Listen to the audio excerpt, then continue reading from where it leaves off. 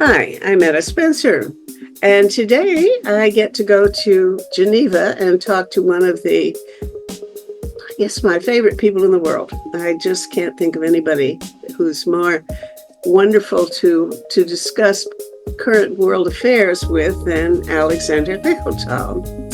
And in fact, in a way, Geneva is the right place to go if you want some encouragement, because Geneva seems to be the only place where sometimes good news emerges.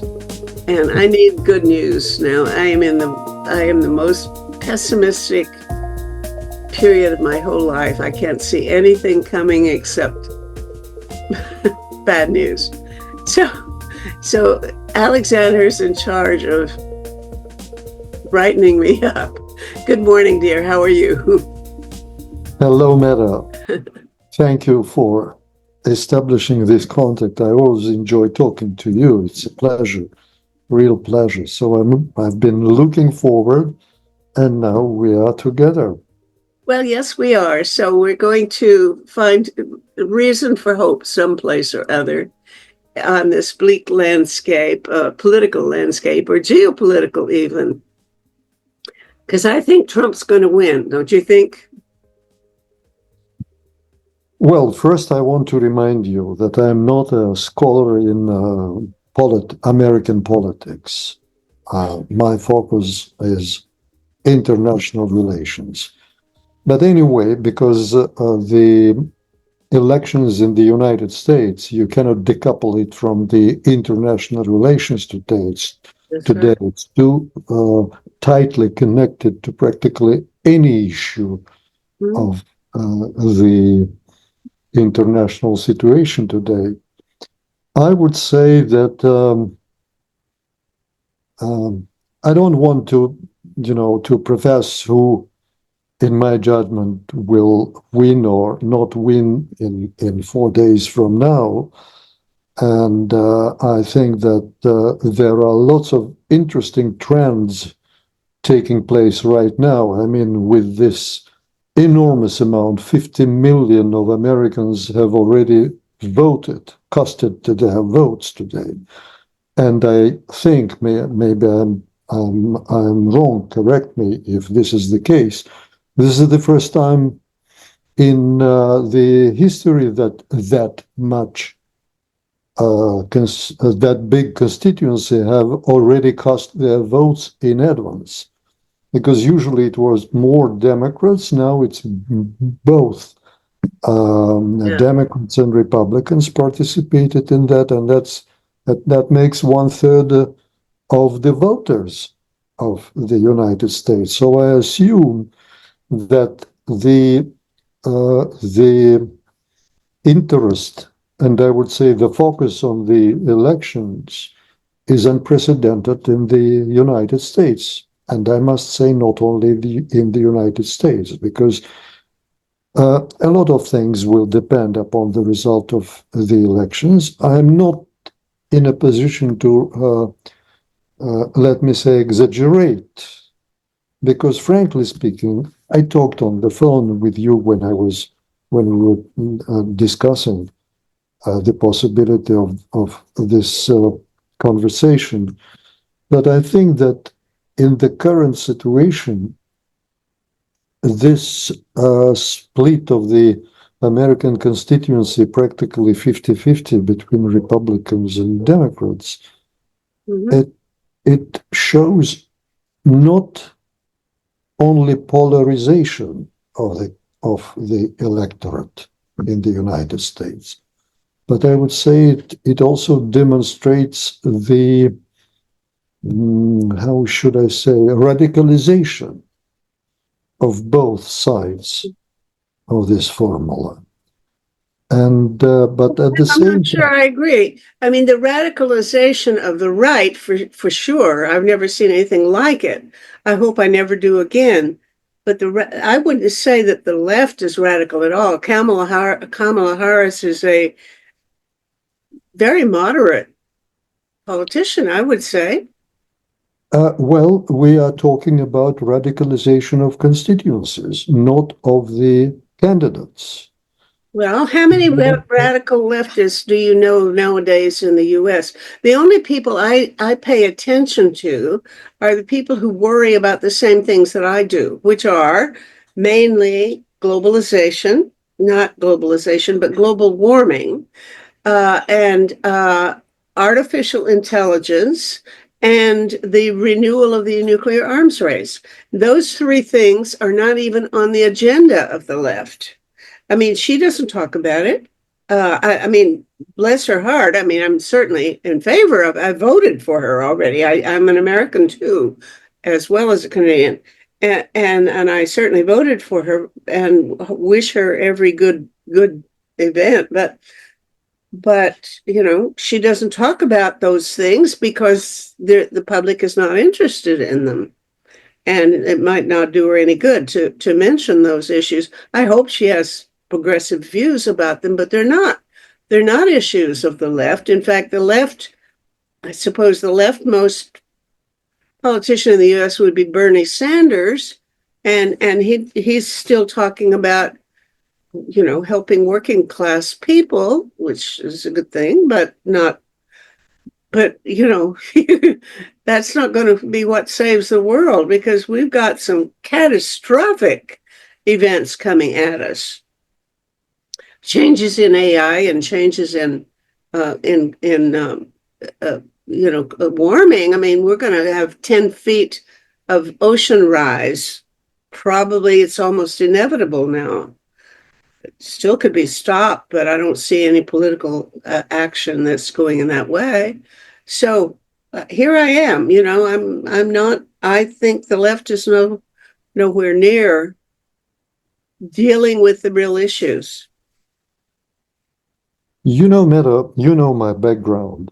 Mm-hmm. I've been very active in the issue of sustainability during the post-Cold War period. Mm-hmm. Because in my judgment, during the period after the Cold War, it seemed that, you know, there is the unilateral world system, the possibility of control this system, more or less stability of that system. First the Soviet Union, then Russia and China both entered the road of the market economy, open economy, and it looked like at least Russia was just developing some kind of democracy in the country. And many other indicators, they were showing that we have a long, long life ahead. And that's why I was quite actively involved in all the issues of sustainability. Today, I feel we should mention Green Cross, because I mean, you're referring to the fact that you were the CEO of Green Cross International at the time that, of course, Gorbachev was the president, right? And that was, I would agree with you. That was a period when I had hope that it looked like we were on the road. Exactly. And you know, you didn't have to be Fukuyama and say that history is dead. History seemed to have sort of long-term drivers during that period. But now, since the COVID period, and later when the war started in Europe, now we have already the Pandora box in the Middle East, which can let anything jump out of it. And I have a very strange feeling. You know, they say it's a privilege to die of your age, age. But you know, you have to live until this age, and I'm not sure that now we have this privilege guaranteed. Yeah. So to think about what will happen in 30 or 50 years from now, I think it's the excessive optimism. Because now, with all things going on in the international relations, I do not feel that sure in the optimistic outcomes, and I was during the post-Cold War period. And that's why, returning to the American elections, I think that the United States is not immune to all these feelings. I do not say calculations because generally people feel these things. And feeling that I think they want a change in the United States. And this change will be provided willingly, unwillingly, whoever comes to the fore at the elections. I think that there will be different tonalities, different, let me say, enthusiasm, maybe different measures, but I think that the America today is on the verge or on the edge of very important, deep systemic changes that will be taking place in the country, because it has also to have too accustomed to this comfort zone in which it has lived after the end of the Cold War, where everything seemed to be predictable. And now there is a problem. What is China? Is it an enemy? Is it an opposition? Is it a challenger?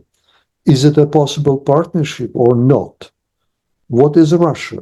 Is it an enemy forever or for the time being of the current regime in power?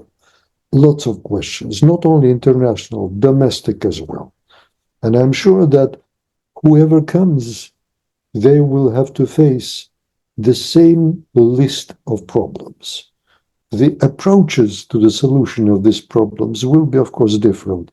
I do not want to touch that ground because I'm not an expert in the domestic area.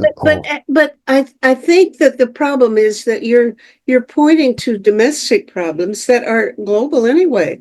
I mean, the problems that the US is going to have to face are the same problems that the rest of the world is already dealing with, and in pretty much the same way. I mean, we have these right-wing extremists coming to power all over the place. And I mean, what do you call Putin or Xi or, all of these other folks who come and go in Europe? I mean, fascists, I guess. And so there's nothing, in a way, there's nothing unique about what's going on in the US. It's just that it's so shocking that the US is ready to give up on democracy. I mean, the US electorate wants a dictator, and they're going to get one. And that's just the most amazing thing I could ever imagine happening.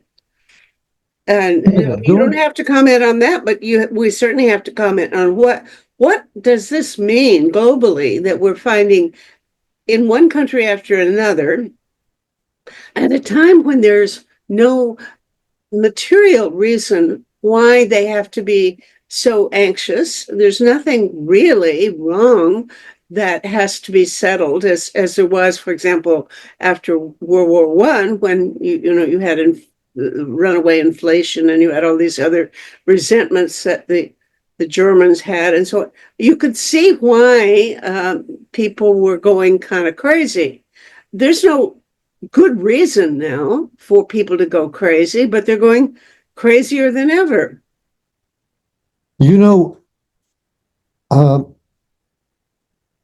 I've been living in Switzerland already for almost 30 years.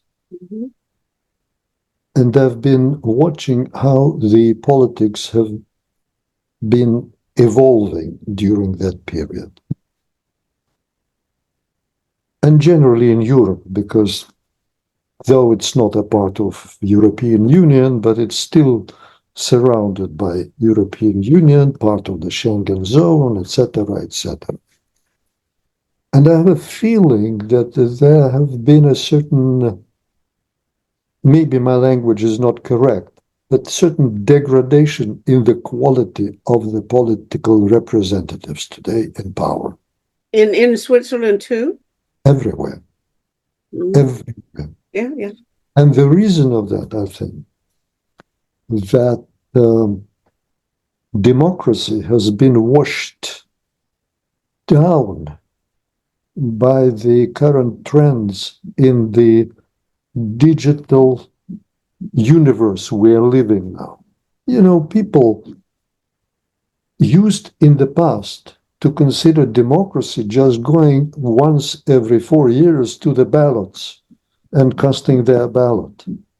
But today people are casting their ballot and putting it in brackets every day when they set the preferences in Facebook, in other social networks, they express their opinion, political preferences every day, not once every 4 years.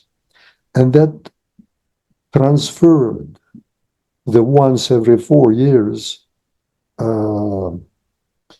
let me say, machinery or process into more technological rather than political. And all politics, which was before that based on the interests of big groups of people represented by certain representatives, to the political technology, which is used by the political parties that sometimes are not very close to their constituencies. Mhm. Okay. And I think this is the main reason of what we are seeing today. And I'm not blaming the politicians. It's an objective process because we live in a totally different world. You know, when we do everything, not only we cast our preferences very often now on the internet. We buy the goods on the internet. We do everything. You know, I'm already in a different age group, but even the dating now is delegated to the application on your telephone. Yeah. No, I don't. I read about that because I know that my wife anyway would not approve of that. But yeah, you know, You would not have met your wife by a dating app, huh?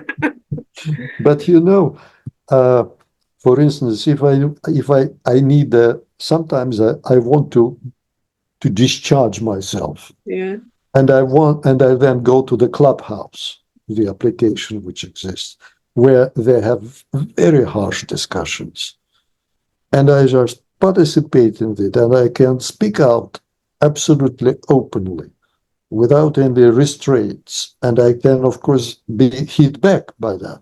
But that's what I want sometimes. For sure. And when I want to speak to my friends, it's WhatsApp or something else. It's very rare that we started to use face-to-face conversations, always supported by the digital Mhm. things.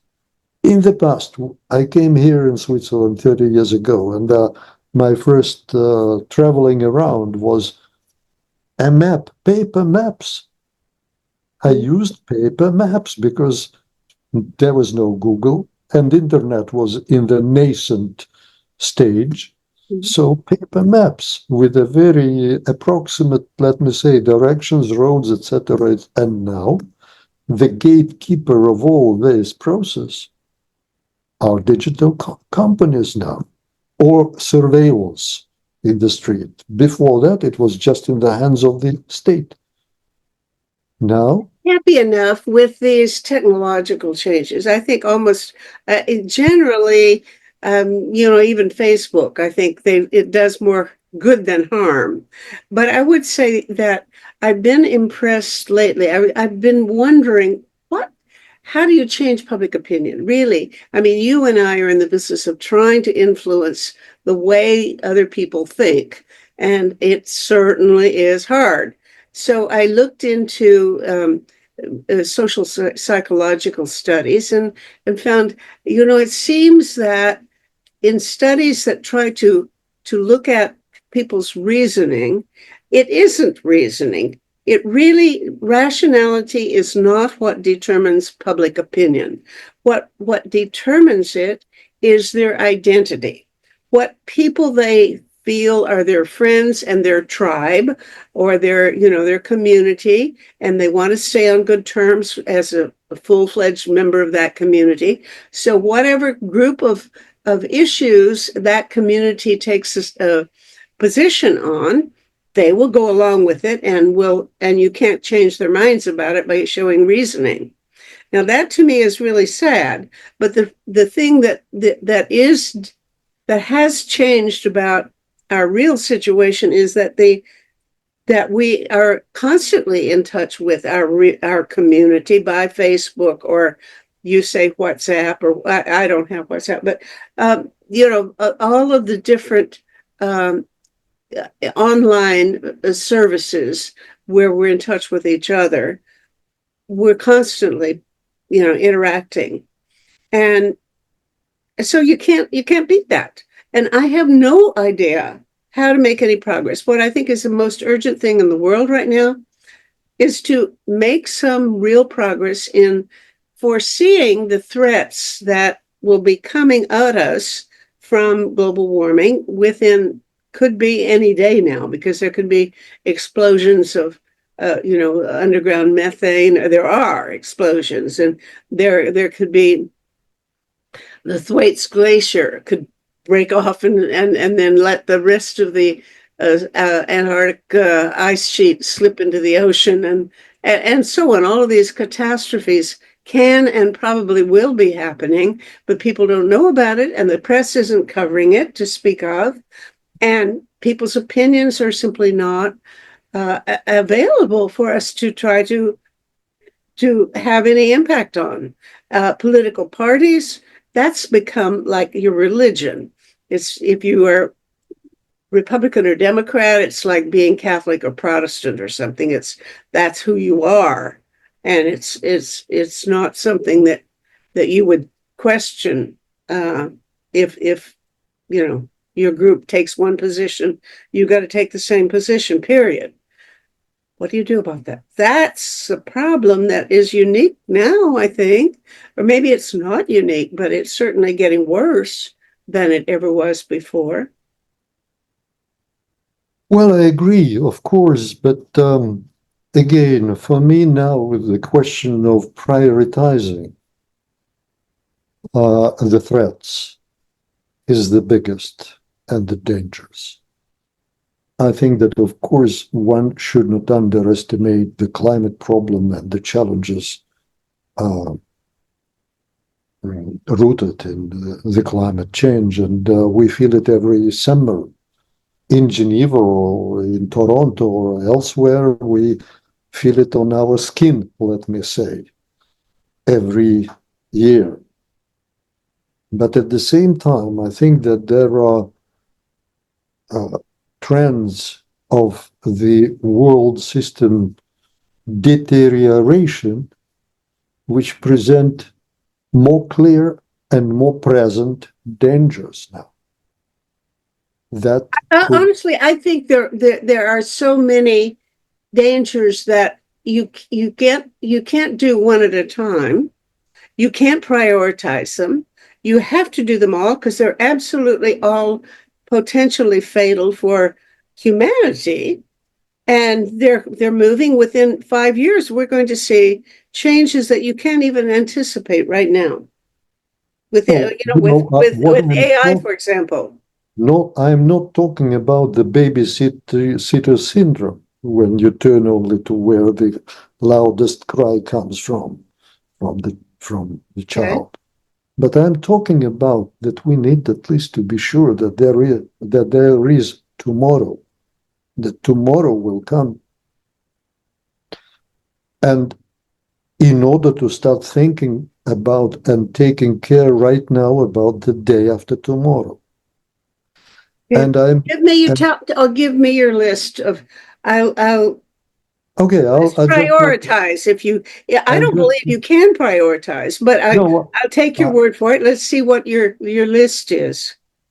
I think that today we are in a very difficult transit. I mean, the world. You know, following the end of the Cold War, it seemed that there is a certain stability achieved. Now, I would say that US global supremacy being called into question both by friends and foes, Mhm. the United States. Mhm. They are talking about American retreat. Some even speak of the US decline. Mhm. But decline, in my judgment, is a very tricky word because there is a decline and there is a decline. I remember that in the 70s, there was a Russian writer, Davlatov, who spoke at that time about American dollar that climbed, that was at that time in the Soviet Union, they were predicting that American dollar will collapse, if not today, then tomorrow. And he emigrated or he was expelled from the Soviet Union and he lived in the United States and he commented that American dollar had climbed to such an unattainable height that since then it has only been constantly falling and falling, so it can fall forever. And I would say that talking about the American decline, this is the same situation. It's too powerful. It has been too powerful to say that it is just falling down right now. I would call the current situation, I prefer the word, the US is concentrating now. Concentrating meaning that it tries to digest what has happened in the world and to attune its strategy to the changes. But whatever we call it, I think that there is a significant risk that the reduction of the US global presence in the world will lead not to its replacement by a new global regulator, China or whatever it is, but to the formulation of a huge number of a kind of the lacunas of chaos. Of what? Sorry. Lacunas of chaos. Lacune. No, you don't know? Lacune, a spot, a small spot, Yeah. some specific sort of regime. Yeah. So it's lacunas of house on the basis of both the old world, I mean, Middle East, and completely new Eastern Europe. And they become already the hotbeds of the conflict. And these lacunas, I don't know how to English. I thought that's the same because it's from the Latin. Well, there is a word lacuna, which means a gap. Yeah, well, A okay. gap. Yeah. Okay. These lacunas So, can turn into a permanent sources of infection for the entire system of international relations. okay. All spontaneous, destructive movements uh, of the planet will be drawn into the formed zones like into a vacuum, creating sort of Mhm. long-term turbulence of the world order. Of course, there is always a risk that one of such zones will sooner or later detonate a global war. So there is the risk. Of course, there is too early to write the US off. It's still the most powerful, the first economically and militarily, but what I mean, the change is quite visible. It ceased to be omnipotent and indispensable. For decades, importance of other countries was measured by having seated the US table. Mhm. Mhm. US used to set the agenda for all. Mhm. Now it started with Syria. Syria meeting took place without the US. There was Russia, there was Turkey, Iran, or Pacific. It's now China. Without the United States, China is playing the biggest, the key role in that situation. In addition, I would say that the United States has lost its democracy standards setter role and associated soft power. And China, India, Russia, more and more nations are searching their own endemic social organization mechanisms in the world. Listen, the BRICS session just last week Mhm. in Kazan, it was very demonstrable Mhm. about that. It collected a whole bunch of the country. 32 leaders of the world came to the BRICS meeting in Kazan, in the Russian state, in the Russian Okay. city. Okay. That's probably a good thing to examine because I'm not quite sure what went on there. What I'm wondering is, I know I can easily guess what Putin's motive was in hosting that, but what I don't quite know is what were the intentions, or is there any collective goal or aspiration that all these countries share? They're not talking about becoming democracies. They're not overtly saying we favor autocracy. They they're certainly looking for economic advance. Uh, but if you would say, what is BRICS trying to accomplish? What do they want to all be when they grow up? I don't Well, know. I would say that judging by what I saw during these 3 days in what was happening in Kazan, in the city of Kazan, the gathering was meant to send an unmistakable signal. Despite the West's best effort to isolate Russia, Russia has many friends around the world. Mm. China and India signed a protocol to end the hot phase of the border conflict, which has been between them military border conflict between China and India for several decades. Mm. And they have chosen this rather than any other platform to sign the agreement. The conflict between Armenia and Azerbaijan, which was in the hot phase, both presidents were present at this meeting, and they had 3 hours talk behind the closed doors, tete-a-tete.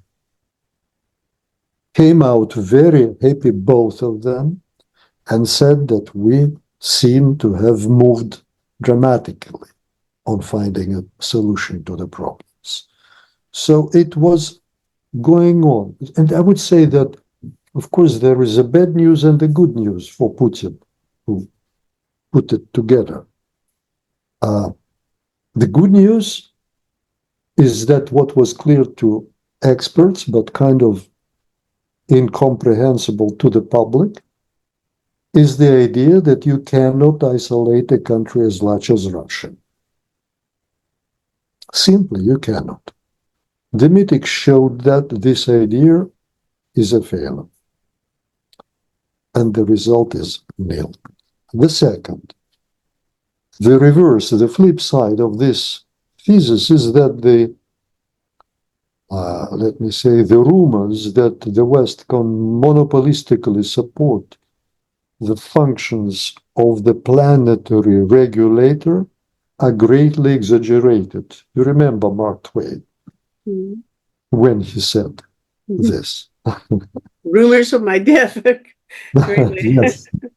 Yeah. So the movement towards multipolarity is happening, not because Putin invented it, but because it is objective.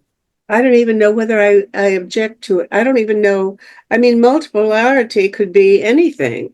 It doesn't say anything about what that multipolarity would stand for ideologically or in terms of how they're organizing for their future.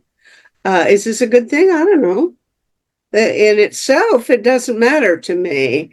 I'm not hanging on to any global aspiration of the U.S. to be, the Roman Empire or something. So yeah, sharing power with other countries. So what? It's a question of what the power is trying to accomplish. And I don't see that any statement came out. I don't see any alternative. I don't see any game plan for the world that any major country or political movement is promoting. I mean, we knew what capitalism was. We knew what communism was. I guess we knew what feudalism was. What else have you got? I don't know. I think that we have also the ideologization of the international relations system. There is nothing of that kind because the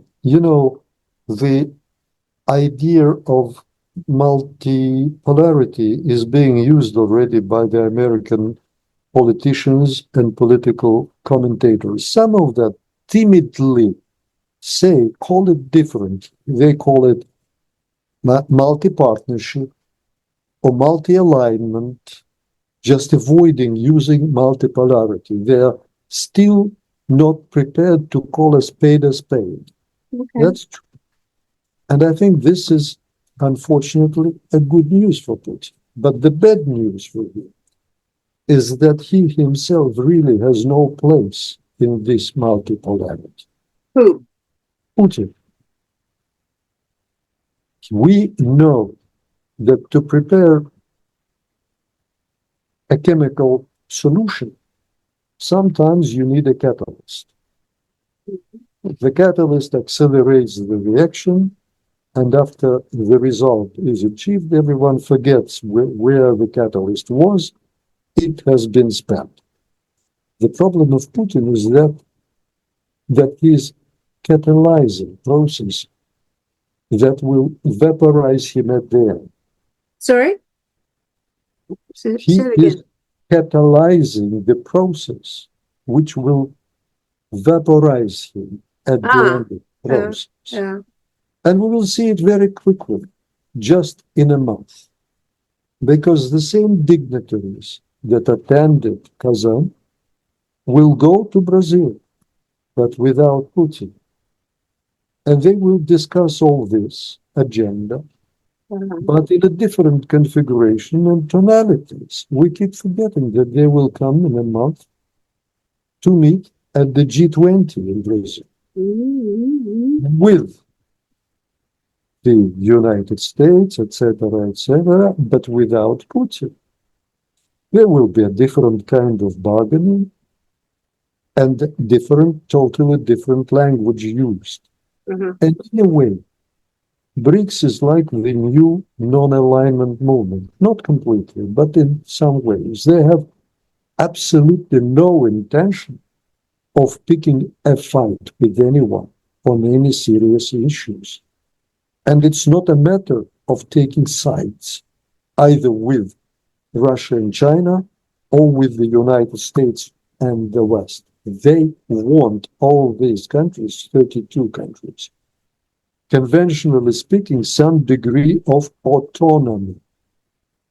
The whole rational part of the BRICS is the idea that Western countries should not interfere much in their affairs and not establish their own rules. In that respect, they are, in fact, of course, right. Okay. Well, if we want to say what else do we have globalization, global world government. Let's look at it that way. I don't mind letting the U.S. hegemony go, just as I certainly didn't object to seeing Soviet hegemony in its part of the world go. Let go of that. I don't mind. I'm not looking to be the ruler of the world, even though I'm an American citizen as well as a Canadian.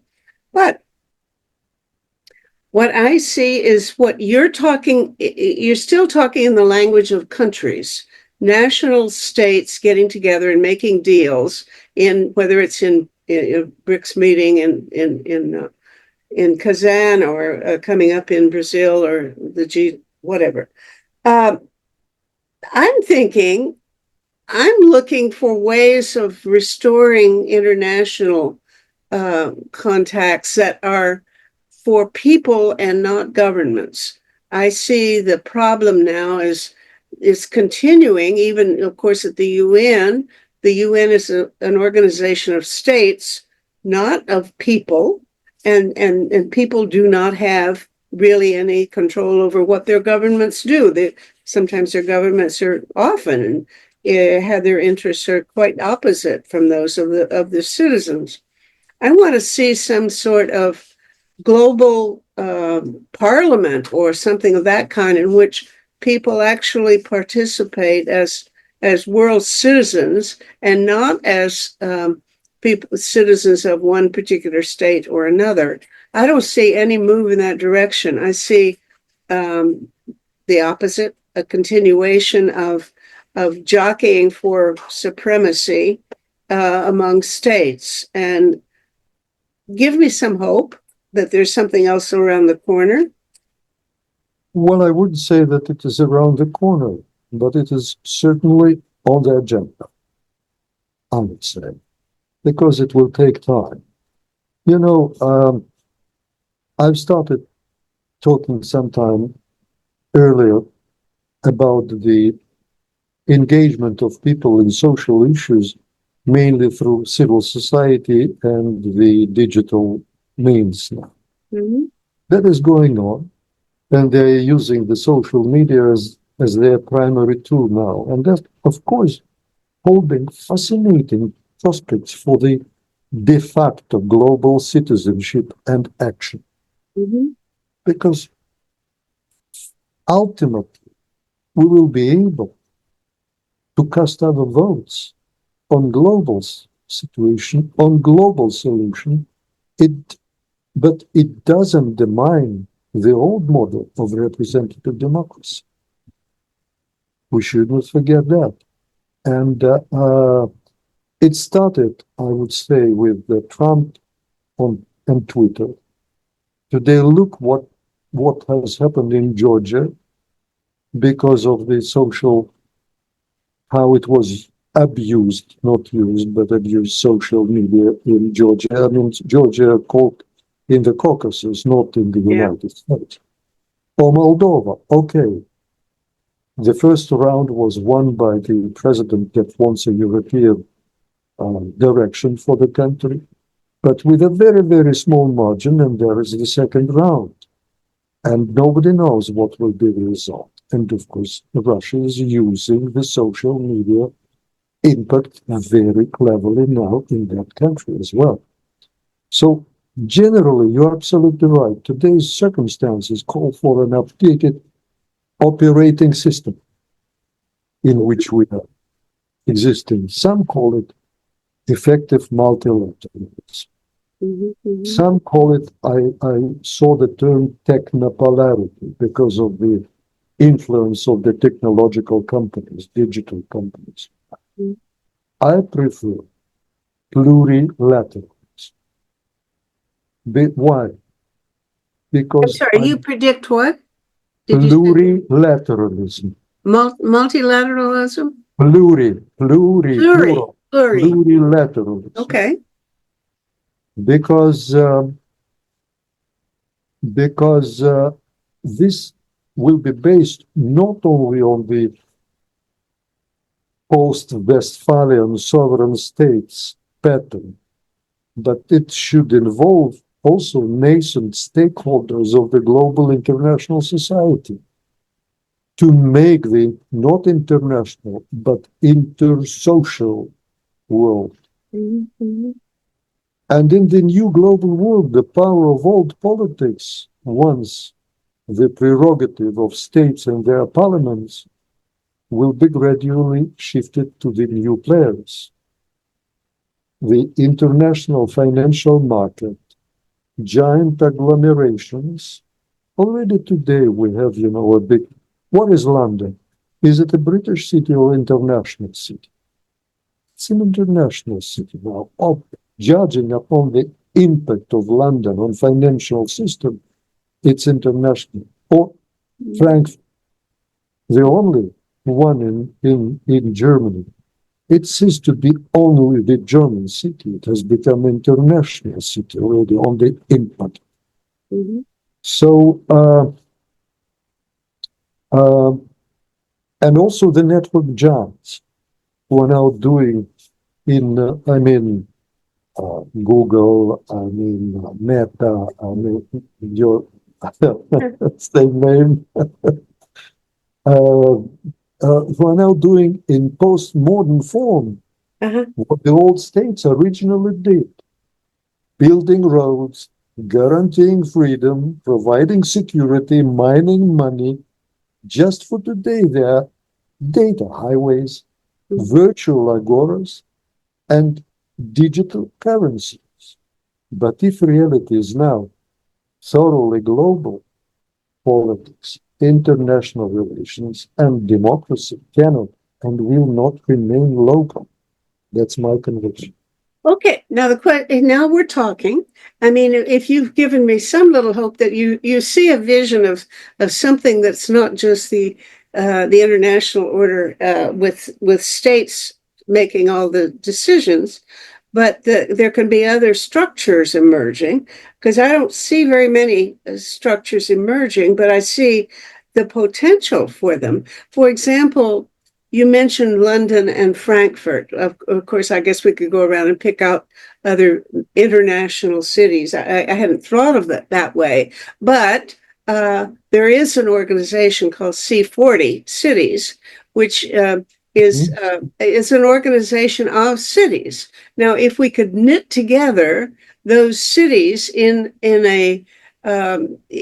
some sort of structure so that they make decisions collectively, or at least take positions on issues collectively apart from the countries where they're located, then I think we'd have the basis for the possibility of creating a multilateral or plurilateral Plurilateral. plurilateral organization. Other than that, I don't know how. I'm very interested in citizens' assemblies and the development. There are hundreds of them taking place around the world, where it's the individual and who's not representing his government at all, and is not elected, but is chosen by random selection, sortition. Those are really promising developments. But could you imagine the United Nations setting up a parliamentary assembly that would be based on something like sortition of citizens from around the world? No, I don't think the United Nations has the slightest possibility of doing that. The only thing that I could see is that you could set it up independently, have it start running if we have a billionaire with a big heart and contributes the money to make something like that happen, which it could be done by Zoom, by the way, and not people don't even have to go to New York or Geneva to have their conferences, but we could do it. And that bringing people together as citizens to deliberate, because I think the actual voters today in most democracies are too clueless to make good decisions. But if they spend time talking about it and listening to advice and reading and discussing for months or years, they come up with pretty good, better decisions than their elected officials or representatives, I think. So I could see that happening, and the development of citizens' assemblies, and maybe the development of some sort of international organization of the leading cities in the world that really want to develop, make good decisions about things like global warming. The mayors can talk about what kind of sewage system and lighting system and bus transportation systems and trash collecting systems and so on really work, and they're doing that. But now the question to me is, how do you build something that has legs, an organization that can actually transcend all of the blockage that I see happening in the world by having just nations making all of the decisions. There's my soapbox. I'll get off and let you occupy my soapbox next. Mira, you've put the questions that nobody will answer because we do not know how future will evolve. But I would say that I'm not that sure that the United Nations at certain point would not welcome the participation of another stakeholders in addition to the state. And that could be started with the advisory position of stakeholders. Okay. And I would say that it could come naturally because, listen, in about 5 years, New Delhi in India will reach 40 million people. How many? 40 million. 40? 40. Holy smoke! you I had imagine? no idea. Not even 10% of the countries of the world reach that amount of citizens. Wow.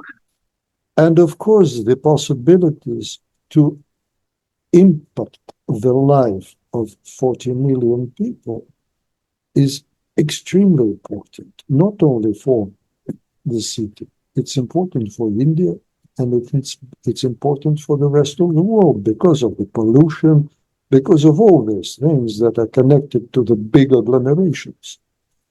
And I can assure you that New Delhi will not remain the only one to achieve this amount. What's the next largest city? I don't know. I never heard of 40 million. Holy smoke. Couple of years ago, couple of months ago, I attended one of the meetings of this city conference. I spoke to them about the. Oh, C40? Yeah, yeah. Really? Okay. And it was interesting, but on the other side, I have a feeling that we need the new people to run totally new organization because it is still the former UN people that worked for UN or any other bureaucratic structures, governmental or non-governmental structures. We need people with free minds, not restrained by this cage of being representative of certain, let me say, country, city, or anything. We need them to feel representatives of the people. Do you remember the UN Charter? Yeah. Do you remember the first line? We, the peoples of the United Nations. Yeah. Have you ever seen a representative of people in the United Nations, not governments? Nope. That's what I said. That's exactly the problem, That's the problem. We need to have representatives of the people. Well, they had a summit to talk about issues such as that a couple of months ago, and I think everybody I know who went to it came away disappointed that they're really, didn't amount to much, frankly. So the question is, how do you get there? I'm not interested in just predicting what's going to happen. I'm interested in making it happen the way I want it to happen. I'm jealous that you have such a firm drive in you to do something. Frankly, you're no shrinking violet, man. I mean, you have had a lot of influence in this world, and I'm all for seeing you have a little bit more. We are just the epochs transit not in one day, and not even in 10 years.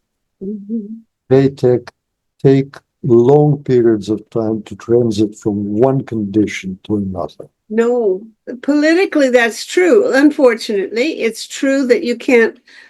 Well, that's not true either, because you can get rid of suddenly have an upsurge such as what tore up the Soviet Union and what happened in Eastern Europe in 1989. So you can have shocking and surprising things happen. But what I don't think people are realizing is how quickly some of the environmental and social changes are going to be happening that will make our normal everyday lives radically different. I mean, everything from our coastal cities being underwater to within 5 years, nobody will even want to have a car because you can call an electric driverless taxi who'll pick you up and take you want to go where you want to go for almost nothing. It'll be really, really cheap because you don't have to pay a driver and you don't have to buy gasoline, and you don't even need parking lots. We'll be able to plant trees in all the parking lots in the world. I mean, that kind of change is coming at us very quickly, and there's no point in trying to convince people because I talk about it to people and say, what are you going to do when you lose your job? When I went to my lawyer and I said, what are you going to do when there's no need for lawyers anymore? Oh, that'll never happen. Well, it will happen because AI is better at lawyering than my guy by far. You And know, I recently stumbled over a joke about the electric cars. The joke stands like, it says that if you like driving, you buy the manual gear shift car. mhm. If you hate driving, you buy the automatic shift car. If you hate yourself, you buy the electric car. I've never even been in an electric car, so far as I I have know. an electric car. Oh yeah, really, Yes, really. Do you have a Tesla or what? I have a Tesla. Yes, Really? Do you like it? yes, I do. I do. I enjoy it. Well, I can't understand. My friends have, well, I have my assistant has one, and if he goes to his cottage, he has to stop for half an hour on the way and charge it up again. So I don't get that. I mean, that would be a deal breaker for me. But when the running around town, I could see doing that. Yeah, calling a taxi and having it pick me up so I wouldn't have to drive. I don't have a car anymore. So anyway, You know, I've driven across Europe already. I have it already fifth year. So we've traveled with my wife a lot, and we went, for instance, across Europe. We made close to 1,000 kilometers in one day. That's roughly 700 miles. mhm, okay. And it was not a burden to recharge. I would say I charged the car 2 or 3 times. Once during the lunchtime, I put the car for charging and we had the lunch, and 2 times for a coffee break because I don't need to charge it completely. And it takes 10 minutes to charge 50% of Okay. the volume. So that's exactly the time we need to go to refresh and to have a cup of coffee. So that was not a problem at all. Mhm. But anyway, it's not sort of the venue to discuss the conveniences of the electric cars. Well, it is if you think that the whole economy is going to change. I mean, when you have millions of truck drivers out of work and millions of lawyers, including mine, the sooner the better, then you have some real things going on that politicians can no longer avoid discussing. Right now, they're not touching it. I don't Well, know. I That's a don't know how problem. it affects geopolitics. I mean, I don't see how it's the changing economy is going to change geopolitics, except insofar as it makes a lot of formerly employed people resentful and enough to take up right-wing politics. I think that probably the reason for the U.S. turn to the right, and maybe other countries, is that a lot of people are somehow sore that their dignity has been taken from them, and they take it out on immigrants that are taking things away from them, their status and their prestige and their supremacy, and so they turn to the right. So if that happens on a massive scale, including professionals, accountants and lawyers and whatever, there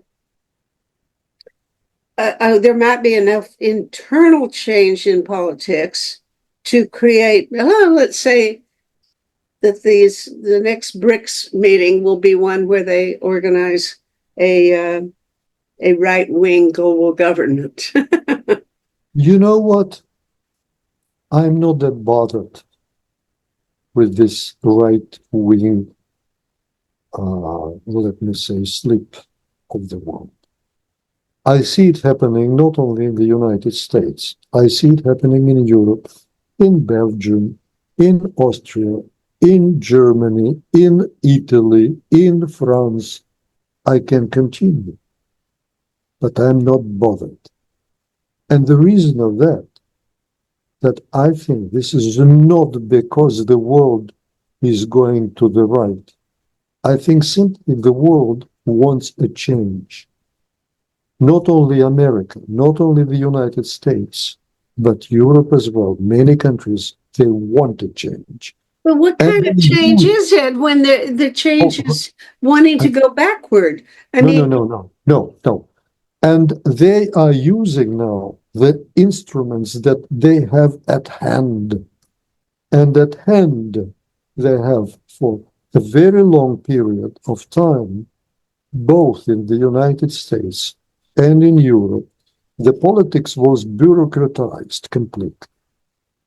And now they see in the right-wing politicians the possibility to break this trend.